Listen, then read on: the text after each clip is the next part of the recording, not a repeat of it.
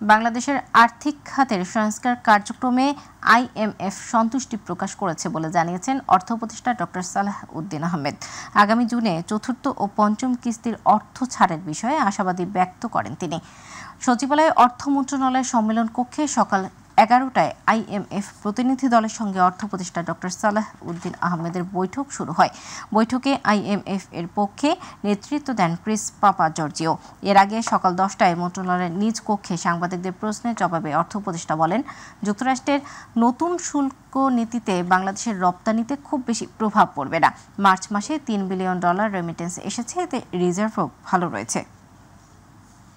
ওরা বাংলাদেশে ইকোনমি বলেছে মোটামুটি এখন things are stable, things are moving to the right direction, কিন্তু এই রিভিউর পর একটু দেখবে। ওরা বলছে উই আর স্যাটিসফাইড যে বাংলাদেশ ইকোনমি এখন তো স্টেবল আছে আর কি। বাট এইটার আগে ওরা তো আরো থরো এক্সারসাইজ করে বাকি ডিটেইল জিনিসগুলো দেখবে, তারপর ওরা তাদের দর্শক, এই মুহূর্তে সচিবালয়ে আছেন সহকর্মী রাকিব হাসান, আমরা যুক্ত হচ্ছি তার সাথে। রাকিব, ঈদের ছুটি শেষে কর্মব্যস্ত হয়ে উঠেছে সচিবালয়, তো আজকে আইএমএফ এর সাথে অর্থ উপদেষ্টার বৈঠকের বিষয়ে আর কি তথ্য আছে আপনার কাছে জানাবেন?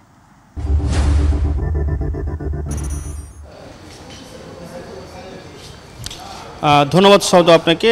ঠিক যেমনটি বলছিলেন যে আমরা জানি যে আজকেই ঈদের টানা 9 দিন ছুটির পর কিন্তু আজকে অফিস আদালত খুলেছেন এবং সেই হিসাবে সকাল থেকে আমরা রয়েছে আসলে সচিবালয়, প্রশাসনের যে প্রাণকেন্দ্র বলা হয় সচিবালয়ে রয়েছে। আমরা দেখতে পেয়েছি যেটা সকাল থেকেই কিন্তু এই সচিবালয়ে কর্মচাঞ্চল্য ফিরে এসেছেন। তবে প্রথমার্ধে আমরা যে বিষয়গুলো দেখেছি, যারা প্রথম এই দীর্ঘ ছুটি কাটিয়ে প্রথম অফিসে এসে হয়তোবা নিজেরা নিজেদের মধ্যে একটি কুশল বিনিময় করেছেন, তারপরেই কিন্তু তারা প্রয়োজনীয় কাজকর্ম শুরু করেছেন। আমরা সকালে যে বিষয়গুলো দেখতে পেয়েছি যে তাদের মধ্যে যে কর্মস্পৃহা দেখা দিয়েছে এবং আজকেই কিন্তু আমরা বিভিন্ন মন্ত্রণালয়ের গুরুত্বপূর্ণ কার্যক্রমগুলো চলছে। আমরা এখন এই অর্থ মন্ত্রণালয়ে রয়েছে। আমরা যে বিষয়টি বলছিলেন যে এই কিছুক্ষণ আগে অর্থাৎ সকালবেলায় কিন্তু অর্থ মন্ত্রণালয়ে একটি বৈঠক হয়েছে আইএমএফ এর সাথে। আপনারা জানেন যে আইএমএফ এর একটি ঋণের বিষয় কিন্তু বাংলাদেশ চুক্তিবদ্ধ হয়েছে, বাংলাদেশের সাথে চুক্তি রয়েছে এবং সেই ঋণের 5টি কিস্তিতে এই ঋণগুলো আসলে ছাড় করছে, বাংলাদেশকে দিচ্ছেন আইএমএফ এবং তারই ধারাবাহিকতায় এরই মধ্যেই 3টি কিস্তি বাংলাদেশ পেয়েছেন। চতুর্থ এবং পঞ্চম কিস্তি যে ঋণের ধাপগুলো রয়েছে সেই ঋণটি এখনও পায়নি। সে বিষয় নিয়ে কিন্তু এই আইএমএফের প্রতিনিধি দল যারা এই সচিবালয়ে এসছেন অর্থ উপদেষ্টার সাথে, তারা কিন্তু বৈঠক করেছেন। অর্থ উপদেষ্টা আর বৈঠক শেষ আমাদেরকে যে বিষয়গুলো জানিয়েছেন যে আইএমএফের প্রতিনিধি দলটি বাংলাদেশের অর্থনৈতিক সংস্কারের যে কার্যক্রম রয়েছে সেই বিষয়ে তারা কিন্তু সন্তুষ্টি প্রকাশ করেছেন এবং তাদেরকে অর্থ উপদেষ্টা একটি বিষয় জানিয়েছেন বা তাদেরকে একটি অনুরোধ করেছেন যে আগামী ঋণের আইএমএফের ঋণের যে চতুর্থ এবং পঞ্চম কিস্তি রয়েছে সেটি যেন জুন মাসে একই সাথে ছাড় দেওয়া হয়, সে বিষয়টি নিয়ে তারা কথা বলেছেন। তারা কিন্তু ইতিবাচক সাড়া দিয়েছেন এবং পরবর্তী তাদের সাথে আরও বৈঠক হবে, কথা হবে এবং তারা পরবর্তী এই বিষয়গুলোর সিদ্ধান্ত নিয়ে জানাবেন। আমরা এখনও রয়েছে অর্থ মন্ত্রণালয়ে। এই বিষয়ে আরেকটি জানাতে চাই যে সাম্প্রতিক সময় আমরা জানি যে মার্কিন যুক্তরাষ্ট্র বাংলাদেশ সহ বিভিন্ন দেশের উপর যে শুল্ক নীতি আরোপ করেছেন, অর্থাৎ শুল্কের হার বাড়িয়েছেন, সে বিষয়টি নিয়ে কিন্তু আলোচনা সমালোচনা হচ্ছে। বাংলাদেশেও এর প্রভাব কিছুটা পড়েছে। তবে অর্থ উপদেষ্টা কিন্তু বলেছেন যে শুল্ক নীতি বা সে শুল্ক আরোপ করা হয়েছে এটি বাংলাদেশ তেমন কোনো ক্ষতির সম্মুখীন হবে না, বাংলাদেশ সেটি কাটিয়ে উঠতে পারবেন। কিন্তু আমরা জানি যে আর কিছুক্ষণ পরেই কিন্তু এই বিষয়টি নিয়েই কিন্তু একটা আন্তঃমন্ত্রণালয় বৈঠক হবে এবং বৈঠকে কি করণীয় বা কী করা যায় সে বিষয়গুলো তারা আলোচনা করবেন। আমরা সেই বৈঠকটির জন্যই কিন্তু এখন অপেক্ষা করছি। বৈঠকের পরে তার বৈঠক থেকে কী কী সিদ্ধান্ত আসে সেই সিদ্ধান্তগুলো হয়তো বা আপনার মাধ্যমে আমাদের দর্শকদেরকে জানিয়ে দিতে পারবো। তবে আমরা যতটুকু জানতে পেরেছি যে আসলে যে বিষয়গুলো প্রধান উপদেষ্টার সাথে আমরা জানি গতকাল বৈঠক হয়েছেন এবং প্রধান উপদেষ্টার দপ্তরও জানিয়েছেন সেই বিষয়গুলো বিস্তারিত হয়তো বা আমরা অল্প কিছুক্ষণ পরে যে বৈঠকটি হবে সেই বৈঠকের পরেই আমরা পরবর্তী সিদ্ধান্তগুলো আমাদের দর্শকদেরকে জানিয়ে দিতে পারবো। সৌদা।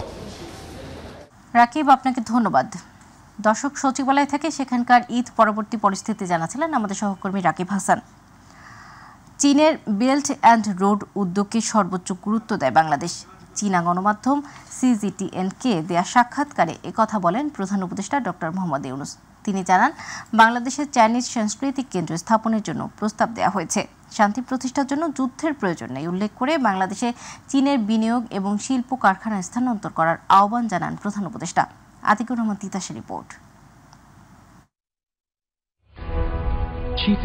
চীনের দক্ষিণাঞ্চলীয় দ্বীপ প্রদেশ হাইনানে ২৬ থেকে ২৯ মার্চ অনুষ্ঠিত বোয়াও ফোরাম ফর এশিয়া ২০২৫-এর বার্ষিক সম্মেলনে যোগ দেন ড মোহাম্মদ ইউনূস। এরপর তিনি বেইজিং সফর করেন, যা প্রধান উপদেষ্টা হিসেবে দায়িত্ব গ্রহণের পর এই শহরে তার প্রথম সফর। বেইজিংয়ে প্রধান উপদেষ্টা ড মোহাম্মদ ইউনূসের সাক্ষাৎকার নেয় দেশটির গণমাধ্যম CGTN। সেখানে প্রধান উপদেষ্টা বলেন, চীনের বেল্ট অ্যান্ড রোড উদ্যোগকে সর্বোচ্চ গুরুত্ব দেয় বাংলাদেশ। তিনি জানান, বাংলাদেশে চাইনিজ সাংস্কৃতিক কেন্দ্র স্থাপনের জন্য প্রস্তাব দেওয়া হয়েছে। এর মাধ্যমে দুই দেশের সাংস্কৃতিক বিনিময় সম্ভব হবে। Selflessness should be guiding us, leading us, the whole society, whole human community, rather than selfishness driving us. Selfishness drives us to wars. Selflessness drives us to the peace. এ সময় প্রধান উপদেষ্টা বাংলাদেশে চীনের বিনিয়োগ এবং শিল্প কারখানা স্থানান্তর করার আহ্বান জানান। তিনি বলেন, এতে বাংলাদেশ সহ এই অঞ্চলের ভূমি পরিবেষ্টিত দেশ উপকৃত হবে।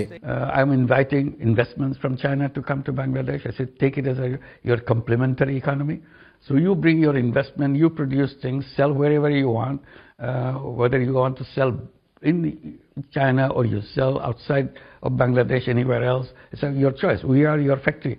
স্বল্পোন্নত দেশ থেকে উন্নয়নশীল দেশে উত্তরণের পথে আছে বাংলাদেশ। দেশকে এগিয়ে নিতে সবার সহযোগিতা চান প্রধান উপদেষ্টা। তিনি মন্তব্য করেন, শান্তি একমাত্র সমাধান, যুদ্ধ কোনো সমাধান নয়। শান্তি প্রতিষ্ঠার জন্য যুদ্ধের কোনো প্রয়োজন নেই।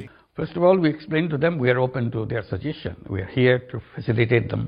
You make your money, but you are creating jobs for our young people. That thing that we get.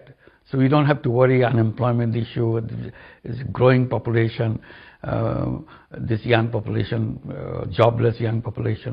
That's what should not worry us. So the more investment you make, that's what benefit. Bangladesh ও চীনের মধ্যকার ৫০ বছরের দ্বিপাক্ষিক সম্পর্কের সাফল্যকে অত্যন্ত তাৎপর্যপূর্ণ হিসেবে অভিহিত করেন বাংলাদেশের অন্তর্বর্তীকালীন সরকারের প্রধান উপদেষ্টা অধ্যাপক মোহাম্মদ ইউনূস। তিনি আশাবাদ ব্যক্ত করেন, চীন তার জনগণের আকাঙ্ক্ষার সঙ্গে সঙ্গতিপূর্ণভাবে বাংলাদেশের রূপান্তরে সহযোগিতা করে যাবে। China will bring that technology, China will bring that experience for us, and we'll work together to make sure on the path we'll continue to do that and see how we can make it happen.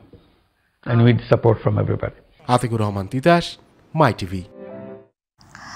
বিএমস্টেকের প্রধান উপদেষ্টা doctor Mohammad ইউনূসের সঙ্গে ভারতের প্রধানমন্ত্রী নরেন্দ্র মোদীর দ্বিপাক্ষিক বৈঠক নিয়ে জল্পনা কল্পনা চলছিল বেশ কয়েকদিন ধরেই।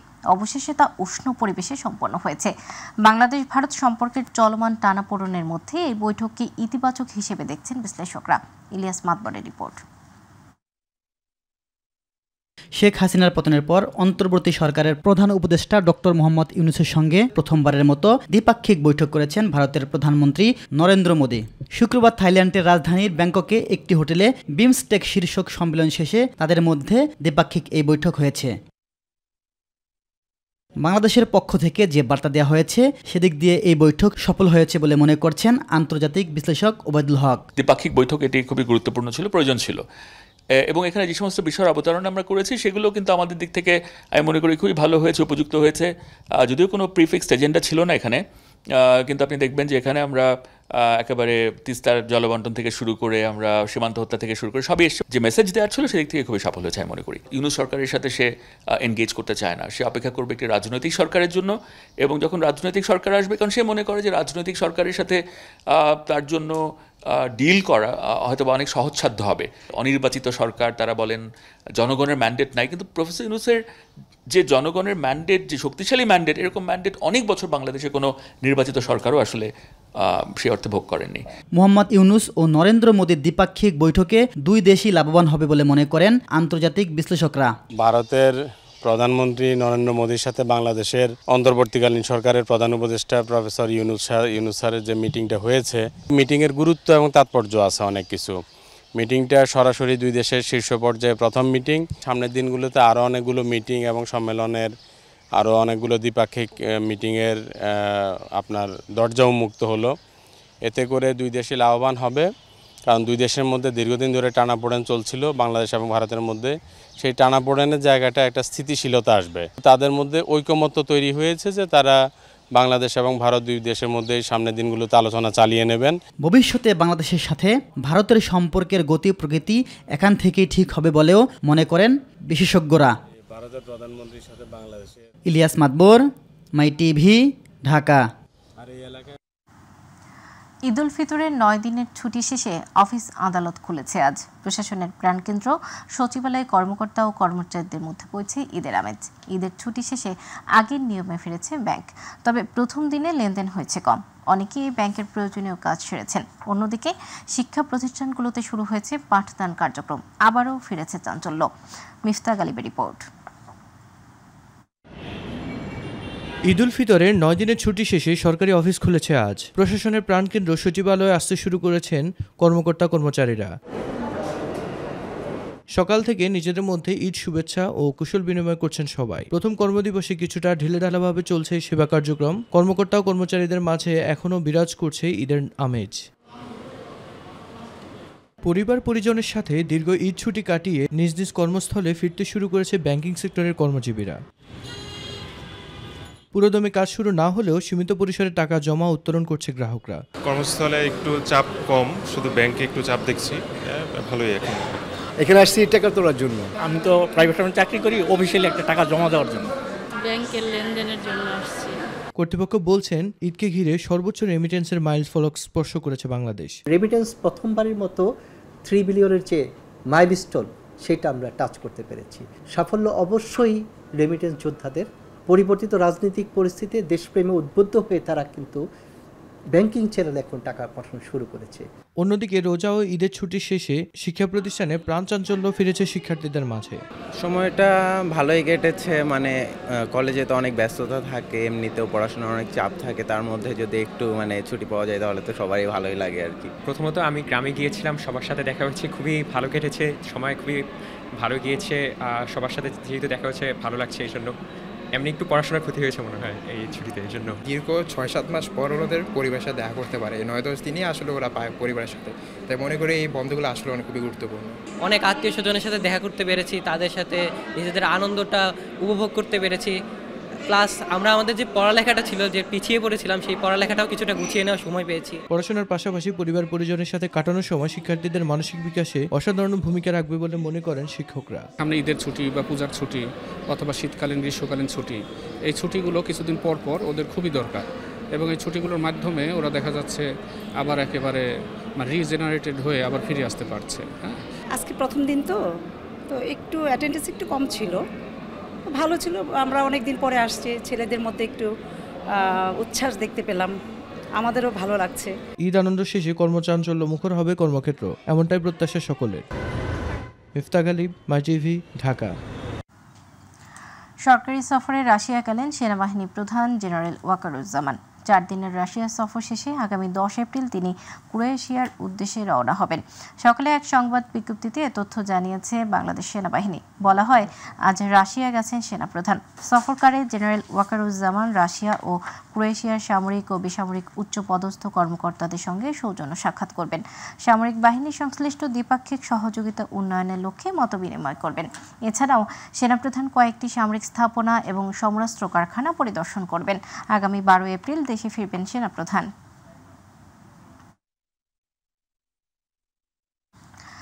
জুলাই আগস্টের গণহত্যার মামলায় সাবেক এসি তানজিল আহমেদ ও যাত্রাবাড়ি থানার সাবেক ওসি আবুল হাসানকে গ্রেপ্তার দেখিয়েছেন আন্তর্জাতিক অপরাধ ট্রাইব্যুনাল। সকালে তাদের ট্রাইব্যুনালে হাজির করে পুলিশ। পরে চিফ প্রসিকিউটর তাজুল ইসলাম সাংবাদিকদের জানান, অপরাধের বিস্তৃতির কারণে আরও ট্রাইব্যুনাল হওয়া উচিত। খুব দ্রুতই দ্বিতীয় ট্রাইব্যুনালের যাত্রা শুরু হবে। যারা গুমের তদন্তে গিয়েছিলেন তাদের হত্যার চেষ্টা করা হয়েছিল বলেও জানান তাজুল ইসলাম।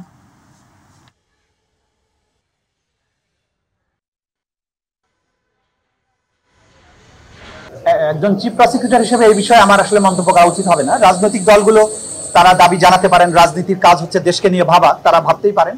তবে বিচারের যে ভলিউম, আপনার মামলার যে ভলিউম, অপরাধের যে বিস্তৃতি, এইটা বিবেচনা করে ট্রাইব্যুনালের সংখ্যা বৃদ্ধি করা যেতে পারে। তবে সারা দেশে ছড়িয়ে দেওয়াটা কতটা বাস্তবসম্মত সরকার অবশ্যই চিন্তা করবেন, আমরা জানি না। তবে একটা বিষয়ে আমরা মনে করি যে ট্রাইব্যুনাল একটা অবশ্যই যথেষ্ট নয়, এখানে আরও ট্রাইব্যুনাল হওয়া উচিত, এবং সরকারও সেই ব্যাপারে ইতিবাচক চিন্তা ভাবনা করেছেন। খুব সহসাই অন্তত দ্বিতীয় ট্রাইব্যুনালের যাত্রা শুরু হবে বলে আমরা আশাবাদ করছি। হামলা, ভাঙচুর ও হত্যা চেষ্টার অভিযোগে করা মামলায় আওয়ামীপন্থী 93 আইনজীবী জামিন আবেদন করেছেন। সকালে ঢাকা মহানগর দায়রা জজ আদালতে আত্মসমর্পণ করে জামিন চান তারা। এদের মধ্যে রয়েছেন বারের সাবেক সভাপতি সাইদুর রহমান মামিক, শাহ আলম সহ বারের সাবেক সদস্যরা। 4 আগস্ট আদালত প্রাঙ্গণে আইনজীবীদের উপর হামলা, চেম্বার ভাঙচুর ও হত্যা চেষ্টার ঘটনায় আওয়ামী লীগপন্থী 144 জন আইনজীবীর বিরুদ্ধে 6 ফেব্রুয়ারি ঢাকার মেট্রোপলিটন ম্যাজিস্ট্রেট আদালতে মামলা করেন আইনজীবী সমিতির কার্যনির্বাহী সদস্য মোহাম্মদ আলী বাবু। এ ঘটনায় হাইকোর্ট থেকে 8 সপ্তাহের জামিন নিয়েছিলেন 115 জন। 7 এপ্রিল অন্তর্বর্তীকালীন জামিনের মেয়াদ শেষ হবে। প্রতারণার মামলায় ই-কমার্স প্রতিষ্ঠান ইভেলের ব্যবস্থাপনা পরিচালক মোহাম্মদ রাসেল ও তার স্ত্রী চেয়ারম্যান শামিমা নাসরিনকে 3 বছর করে সশ্রম কারাদণ্ড দিয়েছেন আদালত। দণ্ডের পাশাপাশি প্রত্যেককে 5,000 টাকা করে অর্থদণ্ড, অনাদায়ে আরও 6 মাসের বিনাশ্রম কারাদণ্ড দেওয়া হয়েছে। সকালে ঢাকার মেট্রোপলিটন ম্যাজিস্ট্রেট মোহাম্মদ মিনহাজুর রহমান এ রায় দেন। বাদীপক্ষের আইনজীবী জানান, আসামিরা পলাতক রয়েছেন। আদালত তাদের বিরুদ্ধে সাজা পরোয়ানা সহ গ্রেপ্তারি পরোয়ানা জারি করেছেন।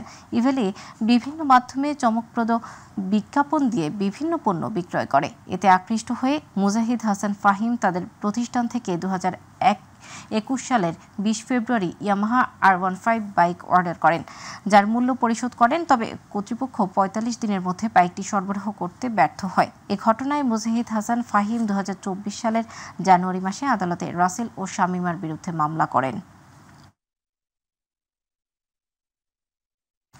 শরীয়তপুরের জাজিরায় 2 পক্ষের সংঘর্ষ ও বোমা বিস্ফোরণের ঘটনায় প্রধান অভিযুক্ত কুদ্দুস ব্যাপারী সহ 7 জনকে গ্রেপ্তার করা হয়েছে।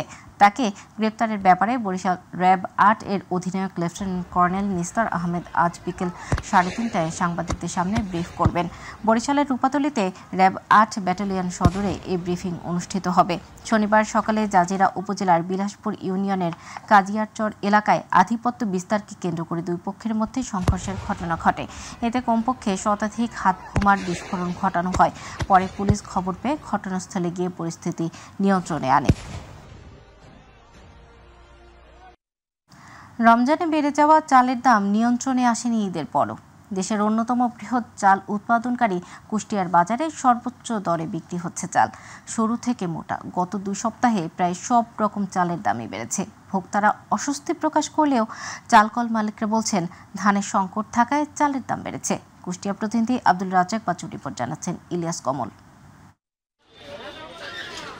কুষ্টিয়ার বাজারে রমজানে চালের দাম বাড়ার পর তা এখনো কমেনি। সরু থেকে শুরু করে প্রায় সব রকম চালের দাম বেড়েছে কেজিতে প্রকারভেদে 2 থেকে 8 টাকা। সব থেকে বেশি 7 থেকে 8 টাকা বেড়েছে সরু চালের দাম। মোটা চালেও নেই স্বস্তি। কাজললতা বেড়েছে 3 থেকে 4 টাকা। অস্থির চালের বাজারে স্বস্তি নেই ভোক্তাদের মাঝে। যে চাউলের দাম এখন তো কেজিতে প্রায় 10 টাকা করে বেড়ে যাচ্ছে, সেই হিসেবে আমাদের নিম্নআয়ের মানুষের জন্য কিনে খাওয়াটা আর কি দুষ্কর হয়ে যাচ্ছে। আমার চালটা খায় বাসে, সেদিন সে চালের দাম যদি বাড়িয়ে যায় তাহলে না খেয়ে মরা লাগবে। প্রতিনিয়ত চালের দাম বাড়ছে, প্রতিনিয়ত, বিশেষ করে সরু চাল মিনিকেট চাল 70-72 টাকা 15 দিন আগেও বেচলাম, বর্তমানে 80 থেকে 85 টাকা পর্যন্ত বিক্রি হচ্ছে। এই সিন্ডিকেটগুলো কারা? সরকারের কাছে আমরা অনুরোধ জানাচ্ছি এটা ঠিক করার জন্য। মিল মালিকরা বলছেন, ধানের সংকটের কারণেই চালের দাম বেড়েছে, তাই বিদেশ থেকে আমদানি বাড়ানোর তাগিদ জানিয়েছেন ব্যবসায়ীরা। মিনিকেট তো ধান নাই, অর্থাৎ ধান আছে মাত্র 10%, 5%। তা 10%, 5% ধান যাদের কাছে, তারা 2000 টাকার নিচে বা 2050 টাকার নিচে তারা ধান বিক্রি করতেছে। যদি কমাইতে পারে কর্পোরেট কোম্পানিগুলো কমাইতে পারবে, আর যদি সরকার এখন ইচ্ছা করে বাইরে থেকে চাল নিয়ে এসে বাজারটাকে কমাবে, তাহলে বাজার কমানো সম্ভব। স্থানীয় প্রশাসন বলছে, চালের দাম বৃদ্ধির বিষয়ে সতর্ক তারা। বাজার নিয়ন্ত্রণে মাঠ পর্যায়ে কাজ করছে একাধিক টিম। অদৃশ্য কিছু হাত আছে যেগুলিকে আমরা মানে সত্যিকার অর্থে খুঁজে পাচ্ছি না প্র্যাকটিক্যালি, সে কারণে কিছু সমস্যা তো আছেই। সেগুলো যদি আমরা ধরতে পারি তাহলে এটা আমার মনে হয় যে খুব সহজেই সমাধান করা যাবে। ভোক্তা পর্যায়ে প্রতি কেজি সরু চাল বিক্রি হচ্ছে মানভেদে 86 থেকে 88 টাকা, কাজললতা 72 থেকে 74 টাকা, আটাশ 60 টাকা এবং মোটা চাল বিক্রি হচ্ছে 54 টাকা কেজি দরে। ইলিয়াস কমল, মাই টিভি। আধুনিকতার ছোঁয়ায় বিলুপ্তির পথে মানিকগঞ্জের সাটুরিয়া উপজেলার ঐতিহ্যবাহী তাঁত শিল্প। পুঁজির অভাব, কাঁচামালের মূল্য বৃদ্ধি ও ন্যায্য মূল্য না পাওয়া সহ নানা সমস্যায় অনেকে পূর্বপুরুষের এই পেশাকে বদল করে অন্য পেশায় চলে যাচ্ছেন। সরকারি সহযোগিতা ও পৃষ্ঠপোষকতা না পেলে এই পেশাকে বাঁচিয়ে রাখা সম্ভব নয় বলে জানান উপজেলার তাঁতিরা। প্রতিনিধি কাউসার আহমেদের পাঠানো তথ্যচিত্রে বিস্তারিত জানাচ্ছেন জুবাইর রহমান। তাঁতের খটখট শব্দ পরিচয় বহন করে তাঁতপল্লীবাসীর। তবে আজ এ শব্দ পরিণত হতে চলেছে পৌরাণিক গল্পেই। জানাবো মানিকগঞ্জের সাটুরিয়া উপজেলার তাঁত শিল্পের বেহাল দশার কথা।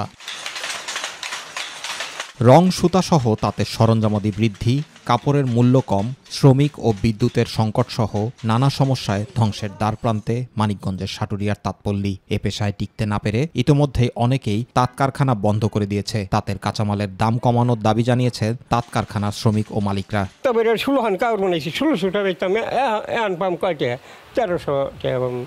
1300 টাকা এখন কোনো কিছু হয় এইগুলো খুব চলছে, টাকা পয়সা হয়েছে না, বর্তমানে এগুলো চলন কষ্ট। আগে যদি দিল হইতো 3-4 হাজার টাকা, এখানে দিল 1-1.5 হাজার টাকা। তাহলে এই নিয়ে সংসারে চলা খুব সমস্যা।